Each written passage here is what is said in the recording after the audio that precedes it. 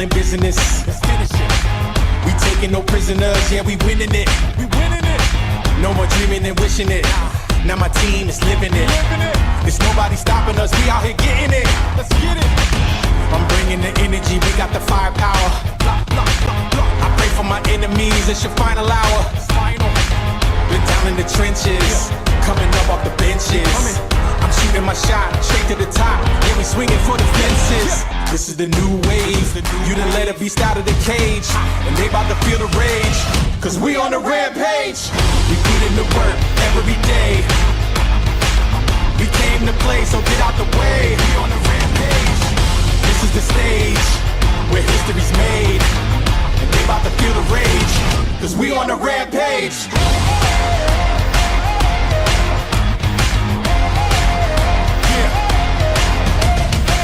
We kicking in the door, and we laying it down on the floor. It's a game of who wanted more. Who gotta take what's yours. Wait around for what? I'm turning my savage up. Turn it up. Face it, they ain't on the same level as us. Let's keep it a buck. This is the new wave. You done let a beast out of the cage, and they about to feel the rage, cause we on the rampage. We put in the work every day.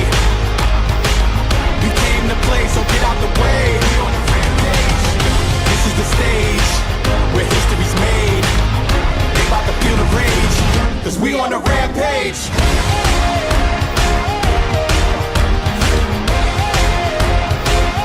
We on the rampage.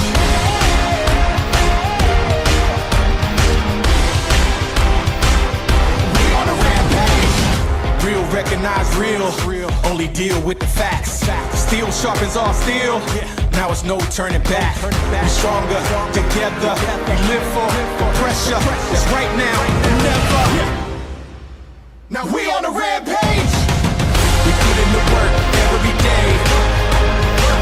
We came to play, so get out the way. We on the rampage. This is the stage where history's made. They about to feel the rage, cause we on the rampage. We on the rampage. We came to play. Now we on the rampage. Welcome to the Dire Wolf Show, where we believe that America is exceptional and that our constitutional rights should never be infringed. I am Dire Wolf. On our show, we bring you the truth and debunk fake news. If you love laughing at the insanity of the regressive left, sit back and relax. Boy, do I have a show for you.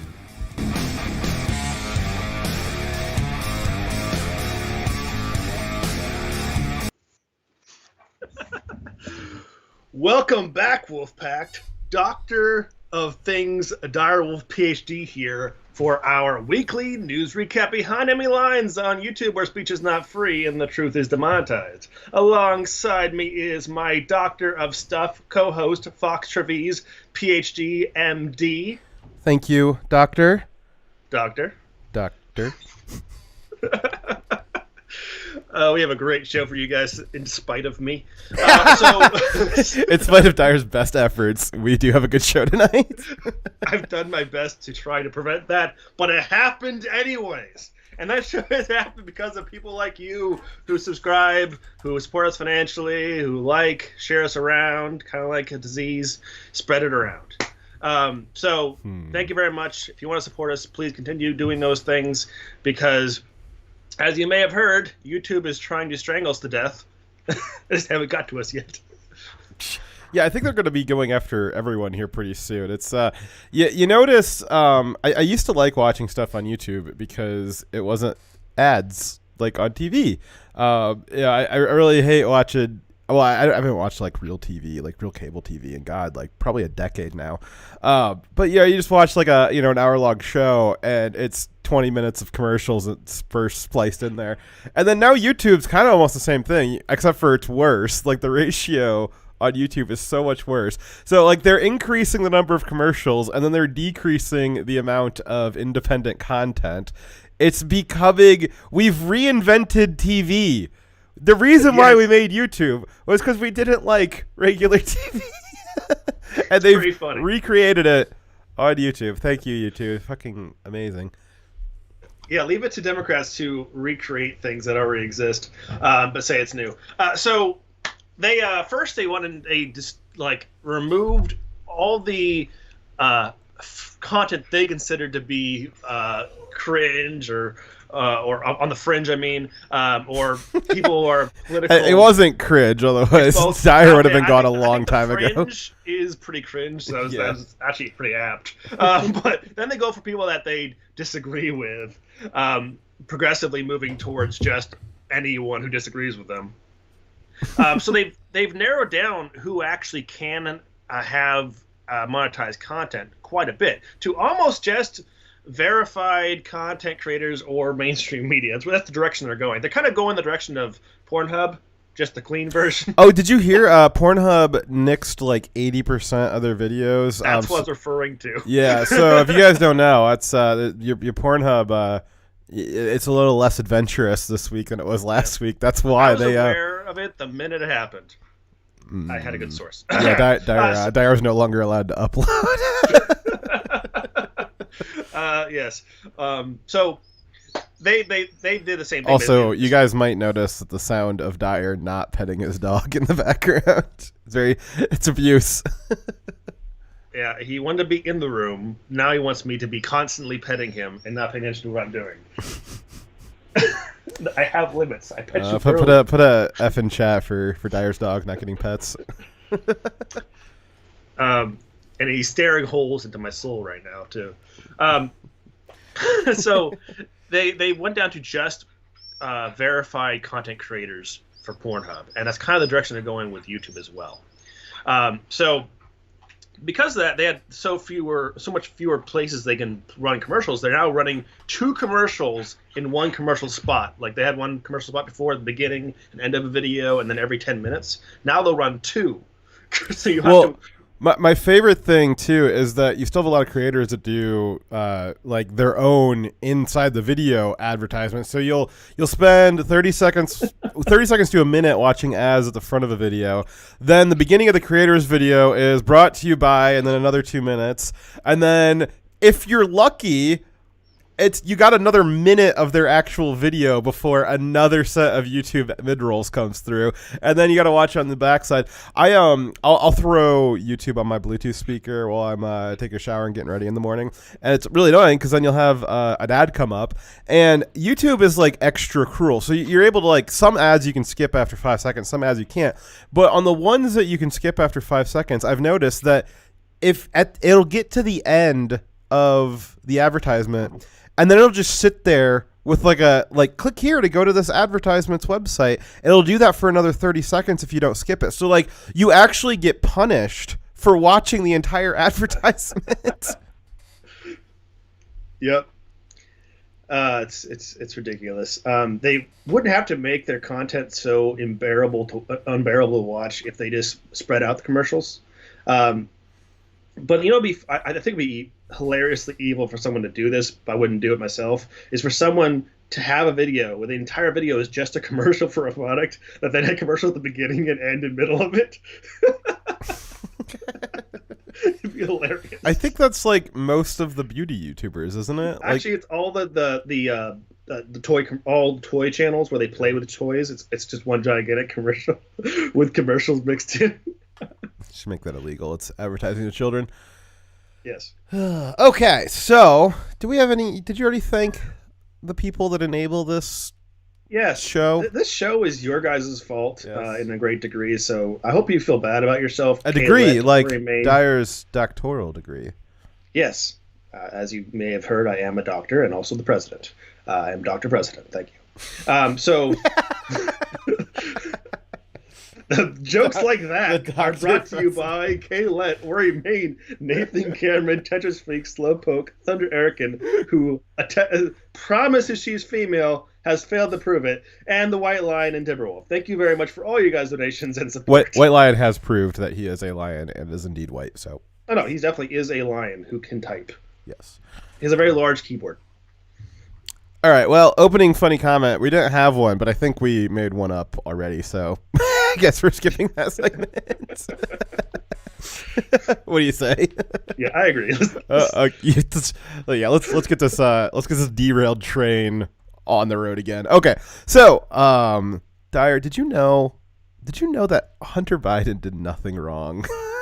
That's what I've been hearing from the news media. Yeah. They've been I swearing mean, up in this. What? Unlike Hitler, Hunter did nothing wrong. There is, which actually I probably should say, similar to Hitler, Hunter did do so. I'm just gonna stop there. All right. So while there are now 4 separate investigations, I didn't know that. That's a lot. That's like, Yeah. That's a lot more investigations than what I have active in the Justice Department right now, by about 4. So right now there's. But there's 4 of them, but they're not. It's not real. That's Russian disinformation, right?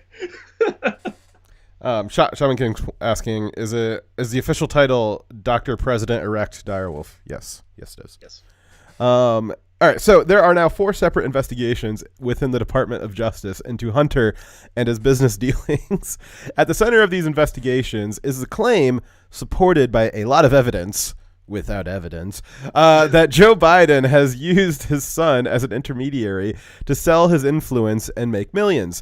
After selling his influence, they then committed tax fraud, to hide their earnings. Yeah, and that's usually the problem is the main government will not do anything if you're committing a crime. But if you slight the IRS, they will say, to hell with the rest of the government.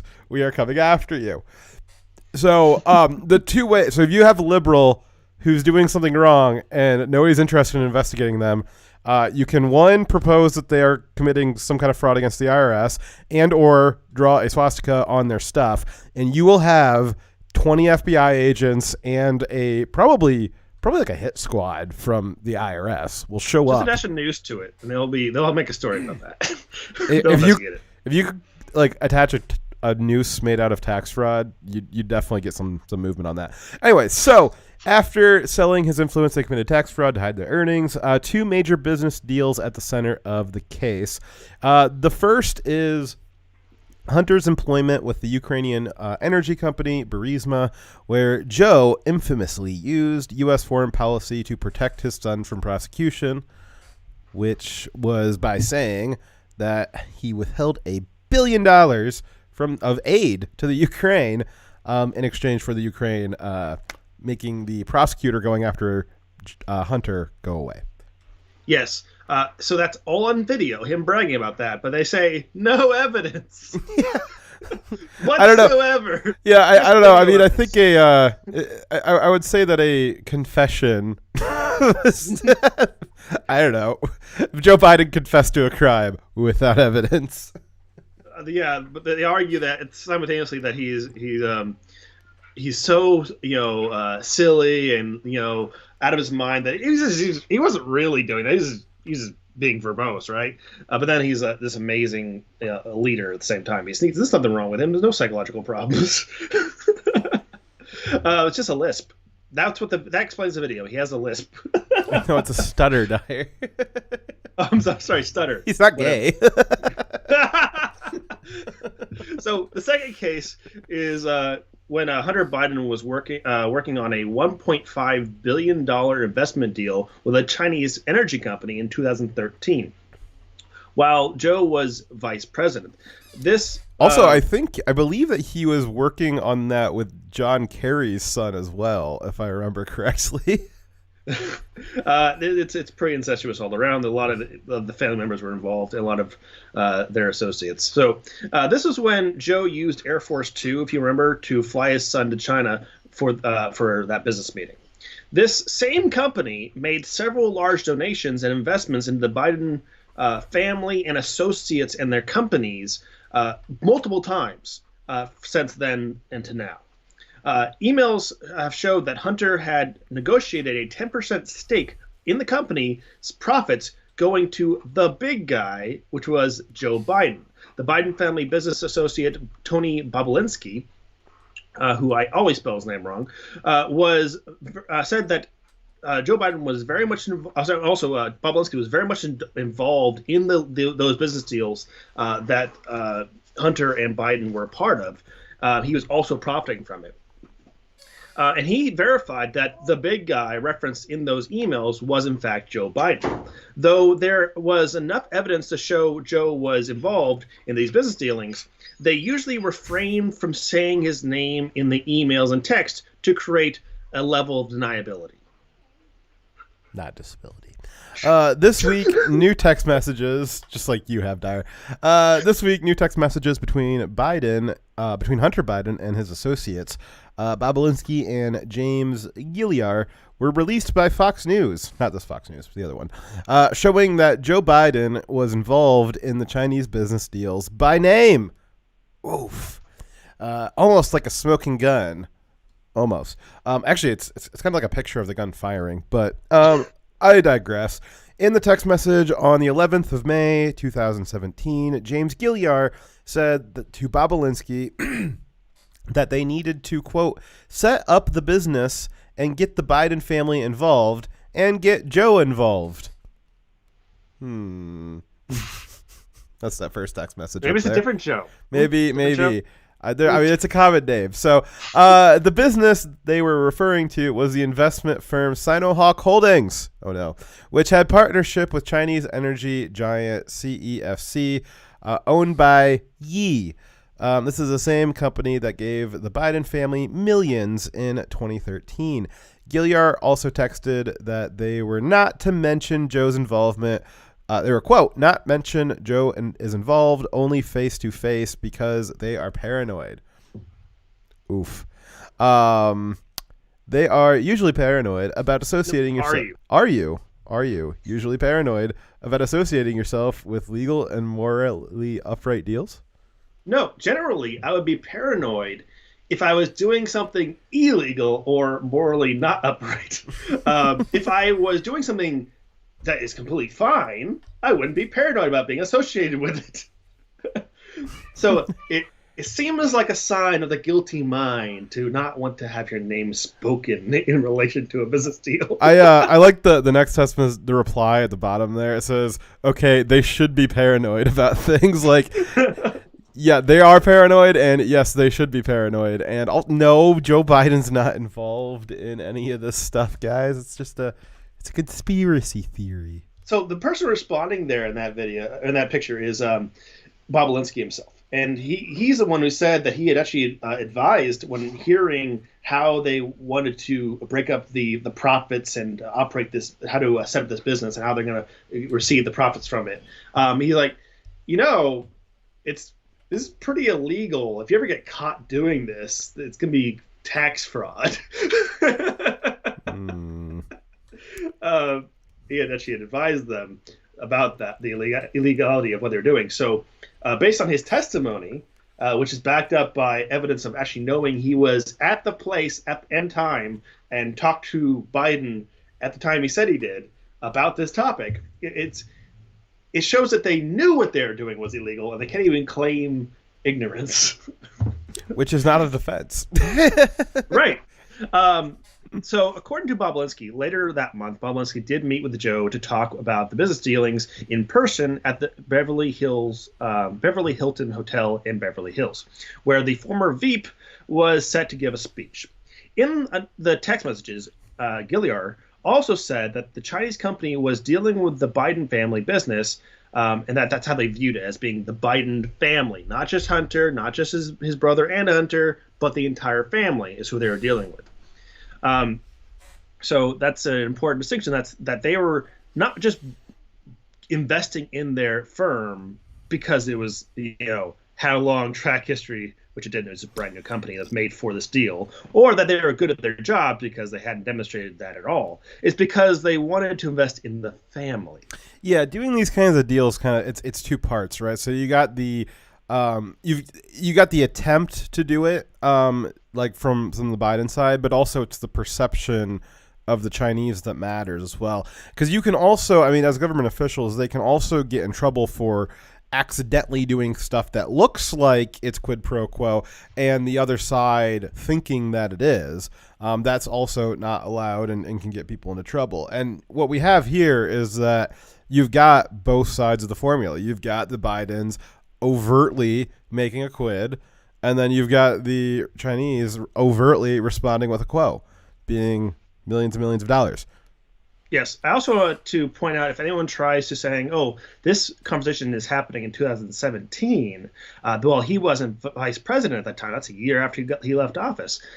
This company they've been benefiting from and working with since he was vice president, and this is a continuation of the creating companies to do business with. This is a brand new company they're setting up just so they can profit from their relationship with this company. Joe Biden did not make any money while he was in office for 50 years. It just so happened that after he got out of the presidency, he was somehow able to afford one of the most expensive properties in DC and buy it outright with cash. It's a coincidence, Doc. It doesn't mean that he was on the take. It just means that he was really, really good at saving up, that $100,000 per year. Well, according to this Chinese company gave them millions of dollars in investment with no expectation of having it paid back. It's just called a gift. I don't know why you said gift with so much extra words. All right, so now we are facing the possibility. No, we are facing the certainty that our future president is personally profiting in the tunes of millions of dollars from business deals with our greatest adversary. This Chinese energy company, like all major companies in China, are state-controlled by law, and they serve the interests of the Communist Party. Joe has a vested interest in China, a nation that has attacked our allies and who is attacking us economically and is using cyber warfare against us. This nation is openly bragging about getting their guy, their old friend, Biden, into office. China is the clear and present danger to the U.S. Yes, they are. And they present a real military risk to us because they are expanding. They're acting like conquerors, but doing it through a much slower, like frog in the pot style way of doing it. They've seized international waters and the shipping routes and it's and not fishing really the frog territories. in the water. It's that they've bought off some of the frogs, and those frogs are leading the rest of the frogs into the water. Yes. And they've got a lot of companies to acquiesce to them and allow them to expand. And they are very much even if you go beyond the military threat they present to us, the fact that they are actually trying to hack their way into our military systems and trying to subvert our economy to weaken us, trying to collapse our economy. They didn't have to do that this year. We just let the Democrats do it to ourselves. Well, I mean, how many of those Democrats are paid off? We have a couple of them sleeping with their spies. Yes, at least. So, how much of this is just them being dumb, or is it them being dumb and also being influenced? We have, 2 million Chinese spies? Agents in the United States? Yeah, that was what the list released. It was in the West, so it was embedded in U.S., English, and several other European companies, mostly targeted at the U.S. and the U.K., though. So what we need to understand is anything that hurts our place in the world, anything that makes us weaker, anything that leads to Americans starving or fighting each other, benefits China, because then we're not stopping them from expanding. So you have millions of agents in all parts of government and business who are trying to influence our country to fail. So is it hard to believe that if that's what their goal is, that they would push us towards these poor choices? They use the World Health Organization to tell the world to do bad policies in response to COVID that has caused so much harm. The World Health Organization, back when once they finally accepted COVID was an actual threat, what they advised was much of the same things that we did in shutting down and disrupting our economies. Yep. And they bought them up.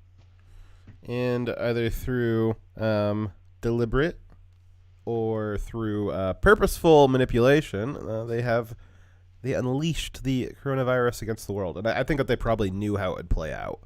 I think that they knew that the leftists throughout the West would be just so eager to destroy our economies. Because, I mean, not necessarily that China is the origin reason why. It seems to be more early Soviet propaganda that caused, the origin point for leftist Marxist thought in the West. But the Chinese have certainly taken advantage of that in the modern day. And we've had so much, there's so many people at the top of the institutions that are leftists that have these wild ideas about destroying the West, using the economy to lord over the people. And the communists just do that openly. And so you got communist China just telling all these people who've made it up to the top of the West saying, hey, you guys do this and we'll help you. You help us, and we'll both subjugate our people by the billions. Even if we weren't trying to prevent them from encroaching upon other countries and taking over their territory, even if we were just letting them do whatever the hell they want, they still have a very strong motive to make us fail. Because us existing as a capitalist nation, for how much of it we still are capitalist, and being successful, it is an argument against their system of government.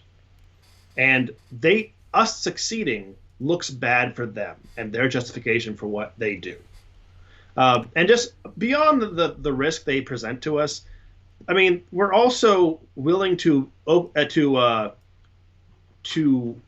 have positive relations. At least the Democrats are willing to have positive relations with a country that is literally running concentration camps where they are harvesting organs and killing people.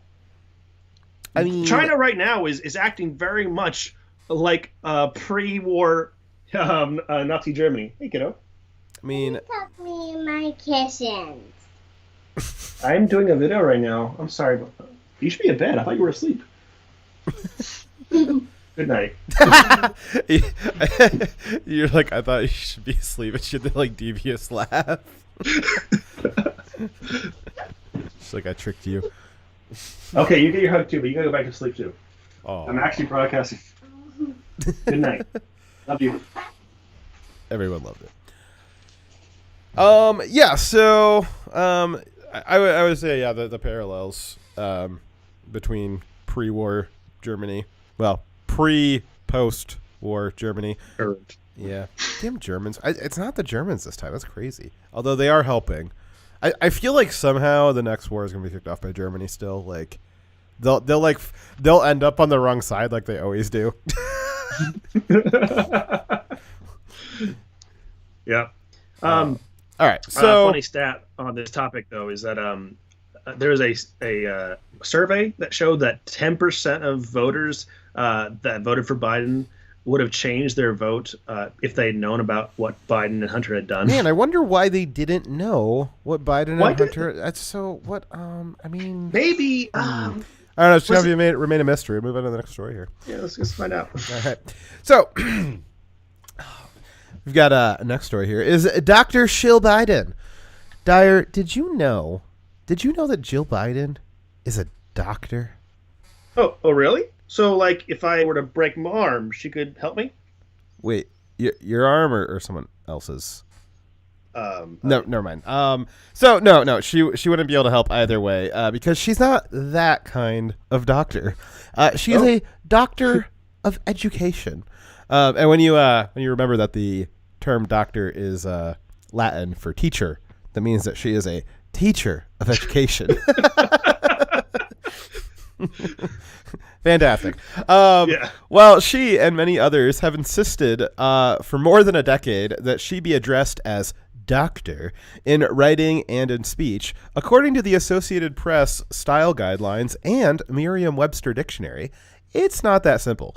Both Merriam-Webster and the AP have pre-existing articles from several years ago that agree that when referring to someone that is licensed to practice the, quote, healing arts it is proper to address them as Dr. So-and-so. However, both Miriam and the AP make a point to make fun, and I'm not joking here, both of these articles from the AP and from Merriam-Webster, they both actually make fun of the idea of calling non-medical doctors, addressing them as simply doctor. Both articles recommended that non-medical doctors either be addressed without the doctor prefix, or in the event that it is contextually relevant, you can qualify their doctorate by saying, this is doctor of some field so-and-so. So in Jill's case, if she was at an education conference, it might be appropriate to introduce her as, this is Doctor of Education Jill Biden. In the context of being from the office of the First Lady-elect, Mrs. Jill Biden is quite sufficient. Another point is that it is kind of funny. I already read that part. Yeah, it is pretty funny. Though I think we'll find out later on from the when she actually puts her doctorate don't in spoil practice, it. that saying that she's a teacher of education is still a misnomer. Should never do that. Yes. She is quote unquote a teacher of education that neither teaches nor educates. Right. So, Wait. Could it also be an educator of education? Oh my God, it could be, because it means the same thing. So given that we are in the middle of a pandemic, being able to distinguish between medical doctors and other kinds of doctors is critically important.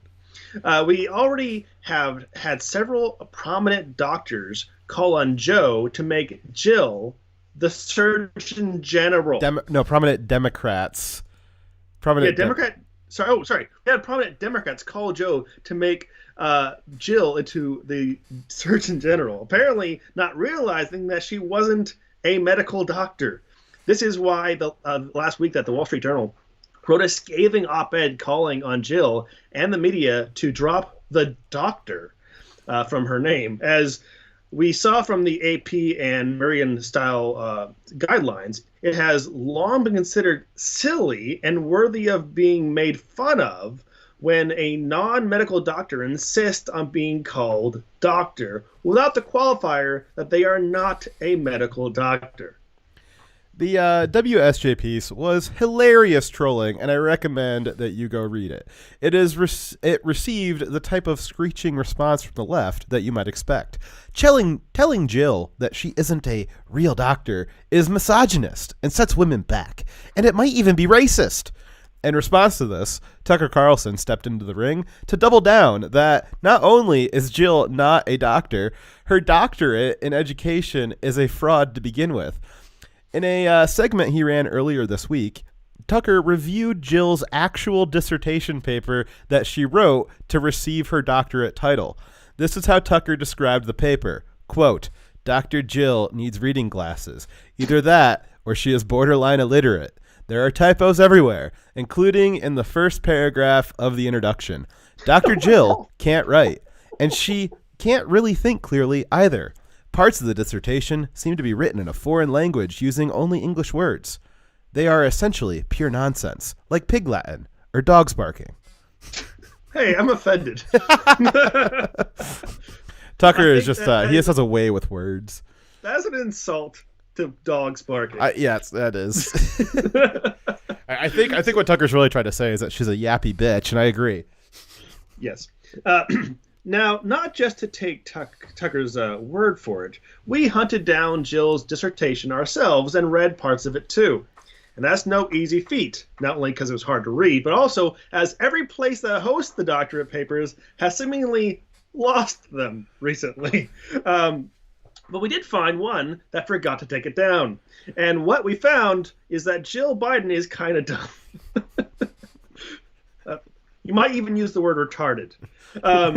So I had originally written retarded. I didn't want to force you to say that. You might, after reading this dissertation, you might just start referring to her as Riri. She's kind of like Alex Jones. The best thing you can say about her is she's trying. Not after reading that paper. I can't say she's trying. She's just too deficient to actually succeed. And now I know why she accepts Biden as flawed as he is. She doesn't know better. He says crazy off the wall shit, and she actually thinks she understands it. Well, she is a doctor after all. Right, she's a doctor. So like most Dems, she can't do math. That's no surprise. Her very first paragraph in the 127th page, dumpster fire begins in the 100. Gosh darn. Yeah, in the 127 page. Dumpster fire. It begins by describing what an average class of Delaware Tech students. How many the average class in Delaware Tech looks like. Like all racists, Jill counts and categorizes the students by their skin color. The class broke down like this, and I quote: 3/4 of the class will be Caucasian. 1/4 of the class will be African American. 1 seat will hold a Latino, and the remaining seat will be filled with students of Asian descent or non-resident aliens. Pause. You're not supposed to read that part. That was a stage note. But I actually was like, I thought it'd be funny. So Dyer's also kind of retarded. No. So how many of you noticed the problem with that? Like the voter turnout in Detroit, that adds up to over 100%. Now, I double checked.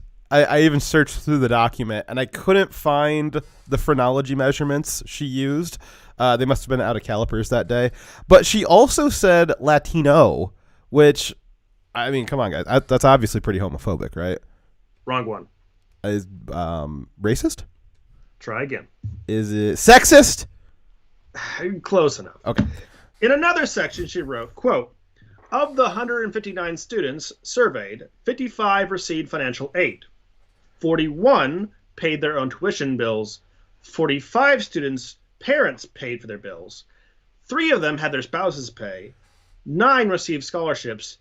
And 9 others received funds through the GI Bill. This one was a little bit harder, but if you add up all those numbers, that's a total of 162. This is similar to the way that Biden got 162 out of every 159 votes cast in Philadelphia. Oof. Oof. Side note here. I looked up because I thought the phrenology joke was funny. But I looked up because my company this week decided that they were going to maintain the pay freeze throughout 2021. But they also were happy to announce that they are going to start doing unconscious bias training. And I thought it'd be funny. I had this funny idea that if I don't think my subsidiary is going to have to do it, but if we do, I thought it'd be funny to give a gift to the unconscious bias trainer and give her a phrenology caliper. And so I was wondering how much those cost. And if you don't know what phrenology is, look it up. It's a funny joke. But if you have to go to unconscious bias training and would like to give your trainer a gift of phrenology calipers, they're only $30 on Amazon, and they'll arrive before Christmas. So just keep that in mind. Hey, you know what? I actually had a novel response to unconscious bias training. A better solution. Just do conscious bias solution training.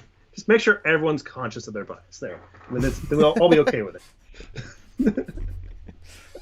And if you're gonna measure, like, honestly, I would say that the phrenology is probably a better proxy than skin color for most things that they try to use the skin color for, and that's awful and horrific to say, but I would almost guarantee you that the correlations are higher.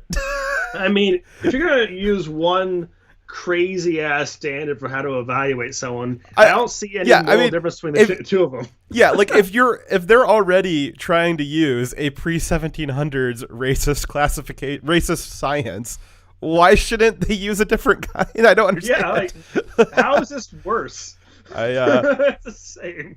I mean, if Jill's so focused on race, maybe she should start looking at head size. Just saying. All right. So other gems from Jill's paper included Jill suggesting that community colleges should implement an 8-week week. No, we did not read that wrong. It is clear that she is suggesting that community colleges implement time dilation programs in which 8 weeks can pass on the inside of the college for every 1 week of outside time, which incidentally describes how every week of 2020 felt. So maybe she was onto something. Did she suggest any way of making that possible? No, if she had, she might have actually earned her doctorate. If Jill Biden had just actually figured out time dilation in this paper, I would have, maybe I would call her doctor. If she had figured that out, I would have called her doctor. No problem. See, I was assuming that she was devising a way to bring a black hole closer to Earth. Possibly. So, while it is clear that math is not her strong suit, logic and reasoning and writing in general are not either. Well, what a winner. Worst of all worlds. In the world of doctors, she wasn't picked last. She just wasn't picked at all. In another section, she wrote, quote, according to the retention director at Cecil Community College, Tokema Swan, Cecil Community College has made a concerted effort to address retention, which is really groundbreaking shit right there. I would never have guessed that the director of retention will be working on efforts to address retention. It's called doing his job. Mind blowing. Totally mind blowing. It's like, okay.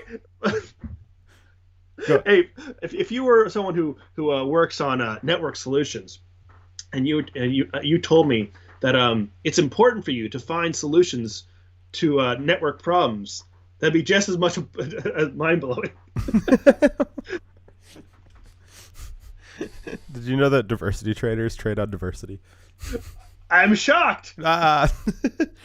So I didn't think they did anything at all, actually. So I read around on this paper. Like I said, it's kind of hard to find, but I did track it down, and she is really bad at writing. So Dyer has you do well. We both do a lot of writing for the show. We have writing experience outside of this, in both a lot of technical writings that we do, and then also a lot of more narrative writings that we do. So we're both pretty good writers, breadth wise. We got a lot of scope of different writing types that we can do. So we know how to write decent. I mean, that's up to you guys. We know how to read. We know what good writing looks like, and it was very obvious to me that Jill Biden's a terrible writer. Like, it's not good at all. I mean, it was hard to get through. She did a lot of using very windy sentences. I mean, it was 127 pages, but if you pulled out the windy sentences and just said what she meant, I mean, you probably could have pulled 50 pages out of it. Not that I read all of it, but page footage, you're just trying to make it. Yeah, like the sample size that I read, like you probably could have pulled 50 pages if I scaled that up. It was not good. You had a lot of stuff like what Dyer was just saying, where the director of retention is looking to retain directly, like stuff like that all over the place. You had a lot of just not good scientific writing. So like with your doctorate, what you're supposed to do with a dissertation is you're supposed to be researching a new or novel topic. Like the point of getting a doctorate is that you have contributed to the field. So your contribution to that field is researching a novel topic.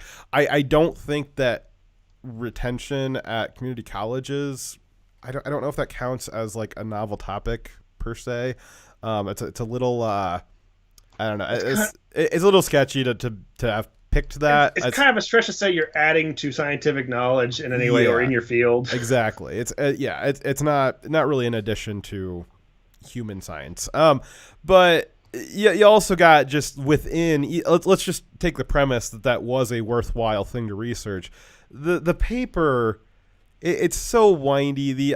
You should be explaining stuff in a good scientific structure, and she uses a lot of kind of imprecise languages. She's not saying like a lot instead of what the number is, or, a few or many or often, like using that kind of language, which is, that's fine when you're explaining something to somebody, generalities. But when you're writing what is supposed to be a paper that is contributing to scientific advancement, I would expect it to be a little more specific. And then just, again, the language that she used is, those kind of people who like overuse big words because they want to sound smart. It's like that. And when they're doing it too, because the word doesn't quite fit in the sentence structure, especially if you know how that word's supposed to be used. I'll notice this with the media a lot. You'll have you're super smart, much smarter than you anchors on CNN, and they'll use big words, or Cuomo or somebody will do that, and you can tell that they don't actually know what that word means because it doesn't fit in the sentence the way that they're trying to use it.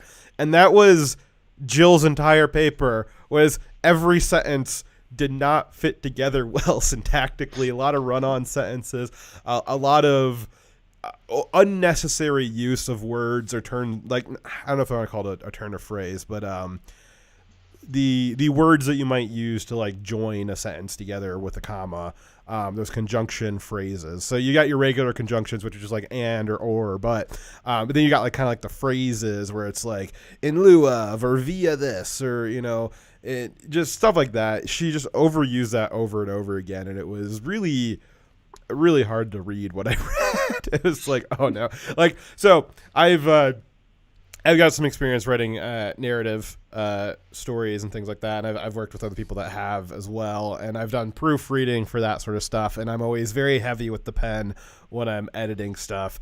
And I was, reading 4 or 5 paragraphs of her stuff is just like grating on my eyes, because I just want to go through it with the red pen and be like, okay, you need to pull this whole section out, this whole section needs to be reworked, this section is redundant with this section right after it, or you're contradicting yourself literally in the same sentence, like how. So Jill Biden's kind of retarded, and she's a bad writer. Also, I want to take this opportunity to rest in peace myself, because I lied to you guys at the beginning of the show. I am no longer a doctor. No, say it ain't so. I was. I mean, I said it on Twitter. I had in my bio, which if I have it in my bio, then it's true. I had it in my bio on Twitter that I was a doctor of medicine, and that made me qualified to say stuff about coronavirus. But now that Twitter's taken down my account, I'm no longer a doctor, and Damn, it's they tough. shouldn't It's take tough. doctorates like that. It's tough. He worked hard. Yeah. Typing in those letters. And he put the time in. He devoted himself. I'll be honest with you guys. I'm only doing this story, the segment, because I'm jealous that Jill is a doctor and I don't. What we got to accept is that Fox here has contributed more to the scientific knowledge of the human race than Jill has. I've designed 2 novel algorithms, so yes. Yes, and I'm not even okay. I know I kind of introed that as a joke, but no, like all seriousness. I'm actually looking at how to write them up as like technical papers that are published. And if I do that, I will have actually legitimately contributed more to scientific advancement. And my stuff's actually fucking useful because I'm using it in the private sector for like making money in a real business. And I have actually written a large portion of a technical manual that the military uses currently to maintain equipment that when I was first coming in, I was one of the people doing test and eval with that unit.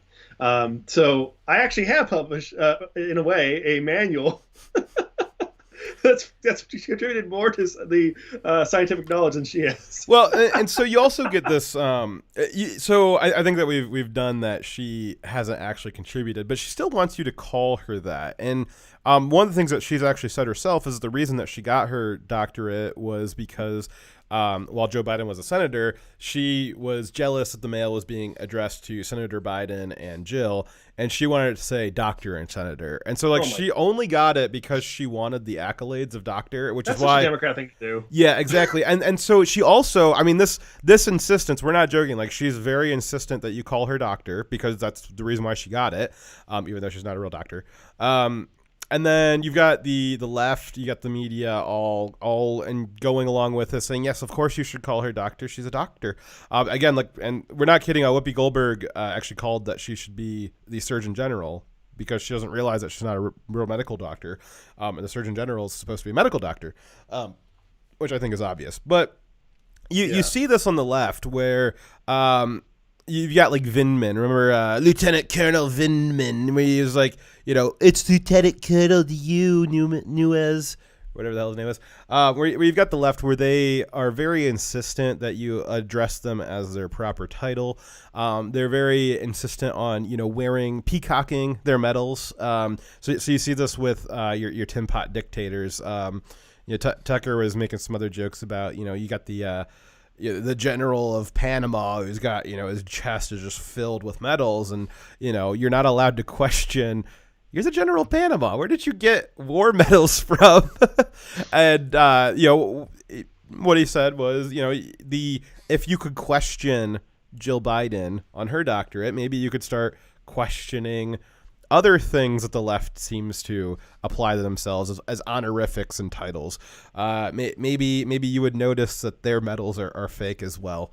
And I think that's the real thing here and that's what a lot of people have said that colleges for a long time is you've got a lot on the left that will launder themselves through these gender study degrees or education degrees, I guess. And they will, it's just enough to have gotten the doctorate as the title, and they're just laundering these accolades through so that they can feel important. And they're no more important than the Tin Pot generals who have a bunch of fake medals in their chest. Well, it's very much a Democrat thing to do, to not try to actually achieve something, to succeed something for the sake of doing something of worth, of value. Instead, what they want is to skip all that shit and just get accolades, have the title of greatness, right? I don't want to achieve anything. That sounds like work. I'd rather just work towards the title, But there's a difference between someone joining the military because they want to have power and authority. They like being able to boss people around. They like that the privileges that come with having rank, versus someone who just wants to do the mission because they care about the mission and they help people because they like helping people, and that results in the rank, right? Yes. Now, Navy Snipe, I can confirm that is true. Dyer can indeed write, even though he cannot read. It is true. And I nice thing someone ever said to me. Reading through this though, it kind of makes me question some things that the way that you when we're not on air, the way that you force me to address you as Lord Commander, it's just a little grating that I don't think you necessarily earned that title, but I guess I'll just continue to do it to get by. But just so you know, I think it's weird. No, I think you calling me Lord Commander is the reasonable amount of respect is required. I've earned that title. I took a test once in a college, and that piece of paper says that I have earned your respect. What's Slowpoke? Slowpoke says, this reminds me of a story I read where some general being honored was a banquet for him and a female politician treated like... D-Live put this like the token box like in the middle of the last sentence and I can't read it. But he was part of the waiter staff because he looked like them, but he just quietly got her drink. Oh, okay. So I think what he's trying to say is there was a general who was at an honorary banquet for himself to honor him, and then somebody who was in attendance thought that he was the staff and asked him to get her a drink. And he did it. That's funny. All right. Well, ready for our next story? Absolutely. All right. Hacks. Wait. Hacks. Wait. I thought we just talked about the Bidens. Different hacks. Oh. Okay. All right. Well. Yeah. What do I know? All right. So the U.S. government announced this week that multiple federal agencies and private companies and everyone has been targeted by sweeping cyber attacks. The full scope and consequences of the hack remain unknown and unknowable, likely. What we do know is that every branch of our military, the Departments of Defense, Homeland Security, the intelligence agencies, countless major businesses like Microsoft and Dominion Voting Systems, and energy and power, and, well, energy is power, and water and waste and sewage companies were breached, giving the hackers unabated deep access to their networks and data for at least 6 months, though some have speculated it could have been as long as 2 years. The victims of the hack include government, consulting, technology, telecom, oil, and gas companies in North America, Europe, Asia, and the Middle East, and on the moon and on Mars. The amount of data that they have had access to and that could have easily been stolen or corrupted is incalculable, though some have attempted to calculate it as lots. It is how vast it is, and unlikely that is all unknowable how much happened. It was just bad. Yes. Very bad. So this presents two kinds of threats. The first is the most obvious threat, that they were able to take things from those networks. They could have learned about U.S. operatives and the capabilities of our military assets. They could have stolen important intel, located secret assets, learned our future plans, and discovered vulnerabilities in our operations. They could also have, created future vulnerabilities in our systems. A small hack of just Hillary's emails may have which was made particularly easy by her using an illegal private server, that likely led to the death of hundreds of U.S. agents in China over the period of a year, and likely and the complete dismantling of our U.S. spy network in China. That's just the hack of one person's emails for a period of time. Think how much more damage could be done if they had access to information and intel that's a million times larger than that. I bet you'd be bad. The second kind of threat is what they could have, not what they took, but what they left behind. Even more dangerous is the sleeper malware that different countries seek to put on their adversaries' networks and onto their equipment systems that your country, governments, and companies depend on to operate. This malware lays dormant and hidden until activated, causing the complete failure of a network, a system, or far worse. These kinds of threats have had the capability of making nuclear power plants melt down, causing not that they have yet, though. They could. They could. Causing the destruction of the U.S. power grid and the failure of weapon systems, though some of those other systems have their own problems, and they're not on networks, but they have their own problems anyways. And the destruction of our command and control entirely. Just a few lines of code could have more devastating effects than an EMP and cost far less. So like of the things they might have left behind. So you've got, once you get into the servers, you can, if you find one route in there, you can open up other routes before you have that first one shut down. So maybe this stuff gets patched and the current way of getting into servers is shut down, but these hackers have probably left behind other backdoors now that they've gotten in. You could imagine the devastation of getting into a network like Microsoft and corrupting the Windows update system, where the next Windows update that goes out is carrying along this malware. Or, like Dominion voting systems, where maybe you put something in a Dominion voting systems OS, and then when they attach the Dominion voting systems to the internet like they're not supposed to, maybe you could access them. I don't know. That'd be crazy.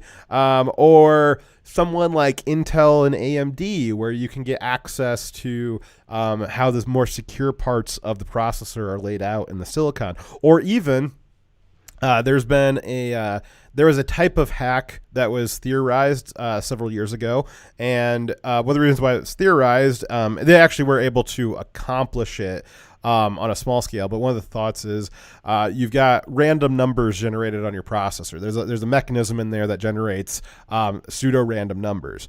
Now, that's pseudo-random numbers because they're not real random numbers. But anyways, the process that does that goes into cryptography. And if you could predict what those random numbers are going to be, you could break most cryptography. And there was a theorized method of hacking processors where you could, when the processor's being created, just shift over a few transistors, and now you've made this random number generator a little more predictable, and that decreases the number of brute force password attacks you need to do against systems generating passwords and cryptography based off of those processors. So this kind of hack, you could have gotten into AMD and Intel's network, and maybe they've corrupted the next batch of processors. There's any number of possible things that you could imagine. You've got a lot of other network or IT-based security companies that use, and this hack's based off of SolarWinds and FireEye. You got a lot of companies that use that. Maybe you can use that to get into other IT security companies, and you can see what all their methods are, see what all their security stuff is. Maybe someone like Northern or Bitdefender or some kind of antivirus company. You get into their stuff. So you could ride their antivirus updates into other people's computers as well. There's really just the keys to the castle we're giving up here, and just the level of this hack, basically cryptography and IT security. I think they were dead a long time ago, but I would say that IT security is officially dead. As a doornail. So the hack began as early, or could be earlier than, but at least by March, when malicious code was snuck into updates of a popular software called Orion, made by the company SolarWinds, which provides network monitoring and other technical services to hundreds of thousands of organizations around the world, including most of the Fortune 500 companies and government agencies in North America, Europe, Asia, and the Middle East. Hey, you know, it'd be a really great idea, Dyer, is I think it'd be really secure if we secured every major server in the world with the exact same security software, so that if it got hacked, then everyone would be hacked at the same time, instead of everybody having different security software, so that if one goes down, the other ones have resilience through diversity. Wouldn't that be a good idea? I think that we should definitely do that. It's kind of like genetic diversity with viruses. Yeah. Like biological viruses. Cause... It's like leftist diversity, where instead of actually having diversity, they all look the same. They're just not white. Seriously, though, whose bright idea was it to have all these companies use the same program for security? I bet you I could answer that, but I don't think you're going to like that. I would be willing to bet that a company as large as SolarWinds that deploys software on servers all across the world, I'd be willing to bet that they've got a few owners that are in a certain country that may also have been responsible for the hack. I'm not saying it's a conspiracy, but it's a conspiracy. I'm not saying it's aliens, but I'm saying it's China. Yes. Okay, so the hack is suspected, at least by the mainstream media, and by as they're saying from some intel agencies. Has Brennan said it? Like, if Brennan or Clapper say that it was Russia, you can know for fucking certain that it was not. I should have. I'm not going to quote from them yet. I should have looked up what they had to say about it, because you can set your watch by what, like, they are absolutely compulsive to the point where you can literally just take the opposite position that they have, and you will be guaranteed to be right. Yeah, just slap a not symbol on them. They'll be fine. Yeah. The exact opposite of what they say is always true. So I did see that they multiple times referred to intel agency officials that were speaking on the agreement of anonymity. So they didn't put names to which of these officials. Oh, well, you didn't say that. I mean, well, Intel. People close to the Intel community anonymously reporting stuff. I mean, that's been very reliable over the last 4 years. I feel like you're being sarcastic. Yes, but you wouldn't be, though, because you're never sarcastic. Great apathy on YouTube's asking why DLive erases our 1 week old streams. Because it's automatic. No, I mean, is that like a choice, or is that a first? Nope, I don't have a choice. I would keep it there forever if we could. Oh, do we have are we backed up on BitTube or whatever the fuck it's called? Yes, BitChute does have all of our streams. I don't ever look there though. I don't know how to look at there either, but is that so? Our YouTube streams are backed up on Bitstream or BitLink or whatever. What is it called? I'm really bad at. You okay? My wife is writing a Shut up. Dyer's being ambushed. Writing me a note in very, very large writing.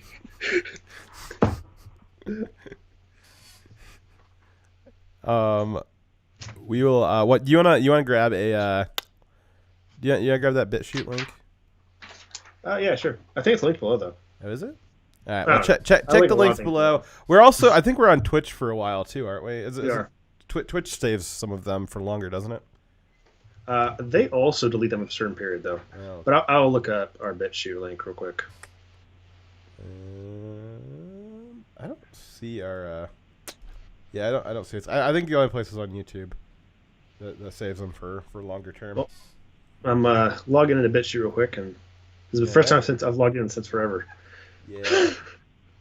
We should probably more deliberately stream and save off to third-party sites than what we do. I think we're gonna get forced into doing that very soon. We will when we get back in for the new year. We'll come to you guys with like a more solid plan of where stuff's at. Wow, this is really inconsistent. It says the last time we uploaded, and this is all automatic, was 1 August 20. Oof. All right. Well, we'll do our best. Okay. So you were saying. I was saying.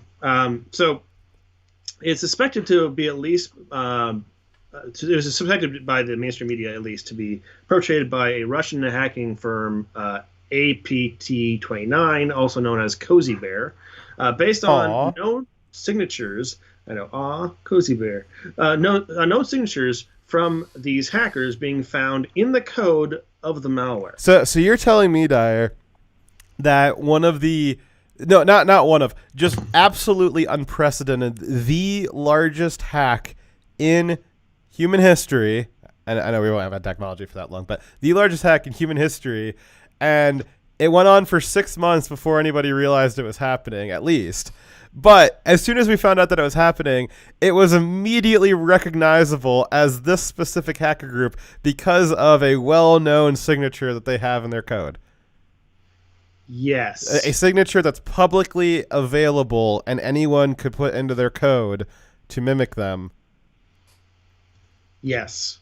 And if someone was trying to avoid getting blamed for it, no one would do that. That's not honest. Yeah, it's not honest, but you know, it's against the law. What is your wife frantically writing? Jesus Christ. Hey, honey. Hey, 1 second, you take us. Okay. Dire Wolf will be back in 35 seconds max, guys. Alrighty. Yeah, so the media has been pushing all week, and certain members of the intelligence community have been pushing that this Cozy Bear, this Russian hacking group, that they're behind it, which is actually funny because they're not even alleging that it was the Russian state. They're alleging that it was carried out by like an independent group who happens to be in Russia. The idea that this unprecedented hack, within the week after it was discovered, it would immediately be identified as like, oh, well, it's obviously Cozy Bear because Cozy Bear has this well-known signature that we've known about publicly for 5 years. So obviously it's them because only them would have used the signature that it's well-known in public that they have. Okay, if that's what you really want to believe. So again, it's being proposed that the Cozy Bear is tied to the FSB, our Russian internal security services, which is probably true. I'm not shilling for Cozy Bear. They are a thing. They exist. They're bad guys. They are probably very likely backed by the Russians. And certainly it's true that they are a threat to various things. That doesn't necessarily. There's a lot of hacker groups out there, and it does not mean that they are the ones behind this. Though it would seem that it is, it might be. There might be certain incoming offices of the president-elect who would enjoy coming into a situation where we just had an unprecedented cyber attack from not China but Russia, so that they're already, Biden administration or the incoming administration is already talking about sanctions against Russia for this. They're already yelling at Trump for letting this happen. China's pointing the finger at Russia, obviously. When I think the much more likely, the much more obvious, and it's obvious because it's counterintuitive, right? Like, oh, well, it seems obvious that it was Cozy Bear from Russia because you see right there, they signed it at the bottom. It says fucking Cozy Bear at the bottom of the code there. Of course it was them. The obvious solution to this is the maybe not counterintuitive one. It's counterintuitive if you're a block of wood like most of the people that work at CNN. But the obvious solution is that if you can see the very clear and obvious signature of a hacker group, and you know that signature has been public knowledge for a very long time, it's probably not them. It's much more likely, again, something at this scale, the type of hack it was. Again, there's a lot of places you guys can go if you want to see a more technical breakdown of the hack. But I can assure you that the type of hack that it was required an absurd level of sophistication, some resources that would have required a state actor. Now, again, they're trying to link this Cozy Bear to being a Russian state actor, which is probably true. Though I don't know if Russia could actually muster that kind of that kind of attack. It seems much more likely to be China to me. That seems pretty obvious. To anybody that's got a brain.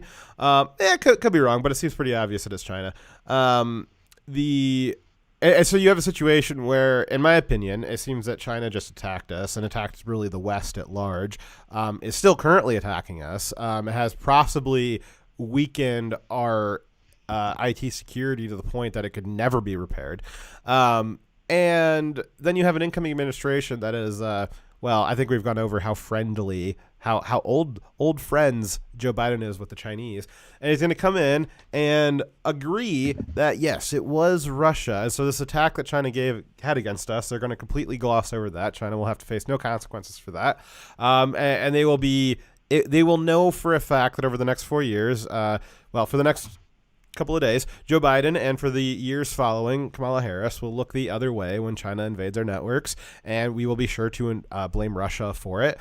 Possibly even get into hot conflict with Russia. That was what the Obama administration was kind of itching towards during the end of their term. That's kind of what Hillary was interested in doing, using the Syrian proxy conflict to try and boil stuff up with Russia.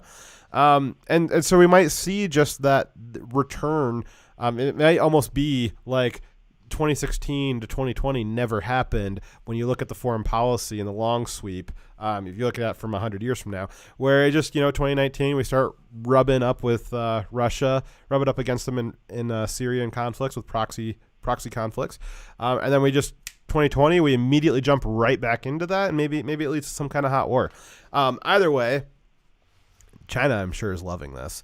And even if it wasn't China, you can be damn sure China is riding that hack in behind whoever got that door open. You can be sure that China's riding in right after him. So we're supposed to believe, tell me if I'm wrong here.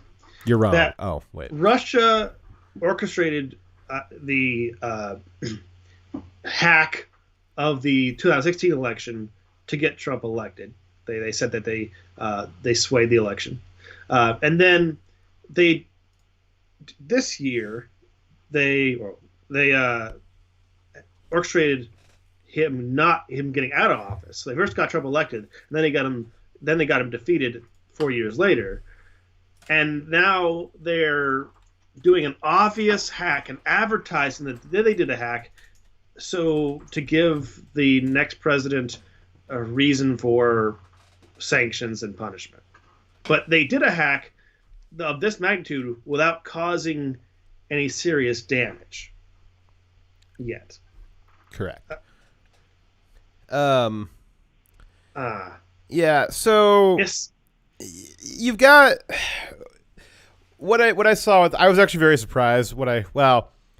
I was surprised, and then I was unsurprised when I heard the media reporting that it was Russia. It's kind of like, oh yeah, of course they're going to say it was Russia. It might be, but the main evidence for it being Russia is just that they got this Cozy Bear signature on there, which seems. What is the benefit for Russia of having it advertised? It's not. Yeah, exactly. Yeah, that'd be again. Yeah, you don't have your. It'd be ridiculous to kind of have your like branded hacker team like making sure they put their tag on the malware. Like this isn't like M13 where they go and like graffiti spray paint like, hey, like M13's here. Like they're not retarded like that. It'd be totally ridiculous for a state actor, which again, it very well could have been Russia, but whoever did this, it had to have state level actor sophistication was required. It would be ridiculous for a state actor to use a branded hacker cell with a well-known brand and have them create a hack that also has that brand embedded in it. That's ridiculous. That's totally ridiculous. Much more likely that you would have say China, and this is a well-known, well-documented tactic. We've even done it, where a state actor using a hacker group will embed into it signatures from other nations to make it look like the hack came from somewhere else. Russia has been a giant source of malware. They produce a lot of malware. And it's very easy to get your hands on some Russian malware. You snip up the code a little bit, you stuff it into your much better American or Chinese malware, and then all of a sudden it looks like you got Russian malware. But it's not. You were spoofing it. You were making it look like that. Just like Jill Biden makes herself look like she's a doctor. So America does this all the time to make sure that we have contingency plans to shut down our adversary systems, and we have used them occasionally. But we don't make a habit of like leaving signatures to identify ourselves because there is no political or military benefit to advertising to our adversaries that it was us 100% sure that attacked them. We would much rather have the fog of war and the unknowing answer of who actually did it. Yeah, but if we did, it'd be fun to put in someone else's, right? We always like that's right. A great way to do war strategy is you don't necessarily got to if you're going to attack somebody, you want to make it look like it was somebody else that attacked them. That's good war strategy because then the retaliation gets another adversary. I mean, it'd be fantastic to get Russia and China pitted against each other. From China's perspective, it's fantastic to get America and China, or from China's perspective, it's fantastic to get Russia and America pitted against each other because it's probably their two major adversaries. It's the only ones. I would say that America and Russia are the only adversaries against China that would be capable of putting up a decent defense against them. I think America would be a lot stronger, but I think Russia's a close second for being able to muster a good defense against China. So it is absolutely in China's interest to do whatever they can to make sure that Russia and America are at odds in a cold or even hotter war with each other. Again, that's not to say that Russia's all the good guys, but I'm not going to be a shill for anyone, especially not goddamn China. And we have had the media lie to us, and we've had the intel agencies lie to us on a regular basis. Provably, we have already gone over countless stories this year. We have more stories even in this show where they lie to us about everything. Even when it has no benefit, they'll lie to us. When it's meaningless, they'll lie to us. So how can I believe them on the big things if I can't trust them on the small things? Do you remember back in the 2016 era when they said that there was a server in Trump Tower that had Russian stuff on it? Yeah. Okay, so what that ended up being was that server had received a packet that was from Russia. Meaning it could have been anything. It could have just been a spam email that bounced through a Russian server once and then ended up on the Trump server. But the media ran with that there was forensic evidence that the Russians were using Trump Tower servers. And that just wasn't the case. That just wasn't true. And so the idea that the media is going to expect us to believe any kind of technical breakdown that they're doing, and they'll even go through and tell you. I mean, this is such a, for the layman that doesn't know a lot about technology, and is willing to accept the narrative from the mainstream media anyways, this is a nice little package story for you. As we had an unprecedented hack from somebody. We the media, which you trust us, right? Of course you trust us. We looked into it, and there was a signature for Cozy Bear, who's a Russian hacker group. Oh, well, it was them, and we know that Orange Man bad, and Russia is gonna, it fits into the pre-existing narrative that Trump was trying to let Russia in the back door. It fits so nicely into the false reality that the media has spun for the last 4 years. It's not to say that it's verified false. I'm just saying it's awfully convenient that it fits into that narrative. And it's also awfully convenient for China that no one's looking at them right. Well, I'm sure like actual real people in the government investigating this are, but the media is not pointing the finger at China at all in this. Yeah. They have no credit left for me to believe them on this. And in fact, I am more inclined, because they so quickly, without being able to actually analyze it themselves, run with a story that is definitely Russia. When they run with a narrative, and it perfectly fits with their narrative of Russia's the big evil, don't look at China. For all these reasons, I tend to not believe them. I'm highly skeptical. All right. Speaking of the media lying to us, we got another story for that, actually. Oh, gosh. How could there be more stories about the media lying? They only do it 24/7, 365 and across multiple channels. And all right, what's our next story? So, media misdirection and lies. So this is a quick story about one of the simple, dumb things they lied about that for no good reason, just to go with the Orange Man's wife, bad storyline. So, in short, Melania Trump has a tradition, while she's been FLOTUS, of reading to kids, sick kids, in a D.C. hospital during the Christmas season. How dare she? So the majority of and while she was reading her stories, she took her mask off so people could hear her, right? So the kids could hear her. Now, the majority of the media spent time, instead of covering Hunter Biden, or the hack, or anything of actual importance. Dr. Biden, yeah. Most of them decided to distract their viewers and readers with the story of how Melania Trump put sick kids in a hospital's lives in danger, and that she had violated the rules of the hospital by taking her mask off. This story is beyond pointless, but the lie and the fact that they are focusing on this rather than actual news is important. So they said that it was against the rules to take the mask off. In reality, the hospital has in the same rules that they quote, like a paragraph down, says that if you are a speaker at an event at the hospital, you are not required to wear a mask as long as you are 6 feet away from the people attending the event. So she was 12 feet away from the kids. The kids were wearing masks, and they were 6 feet apart from each other, and there was only 2 kids listening to her tell the story. The other 24 kids were watching through Skype in their hospital beds. So sad. And your focus isn't on how nice she is to read Christmas stories to sick kids. It's she lied and say she violated the rules when that is what the rules at the hospital were, and also the guidelines for the state they're in. It's guidelines for this DC. isn't the first time either they've like ripped her for reading sick children's stories. I remember the first Christmas that she did this. I think it was Jimmy Kimmel.